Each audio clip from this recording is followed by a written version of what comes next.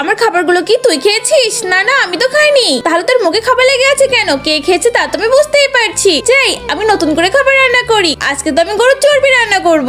এটা তো এখন সেদ্ধ হচ্ছে, এটা সেদ্ধ করা হয়ে গেছে। যাই এটা তুলে ফেলি এবং এটা আরেকটা কড়াইতে দিয়ে ভালো করে নাড়তে থাকি। আরে রাজু, তুই এটা কি করছিস? এটার মধ্যে পানি দিচ্ছিস কেন? আরে তাহলে তো এটা ভালোভাবে রান্না হবে। আরে এই তো আমার চর্বিগুলো থেকে তো তেলগুলো বের হয়ে গেছে। এই তেলগুলোকে আমি ছেঁকে নিই, এটা দিয়ে তো পরে এটা রান্না করা যাবে। এগুলোকে একটা বাটিতে তুলে ফেলি। তোলা তো হয়ে গেছে। যাই এটাকে ঘরে রেখে আসি, এটা বরং এখানেই থাক। এবারে চর্বিগুলোর মধ্যে কিছুটা চিনি দিয়ে আগে নাড়তে থাকি।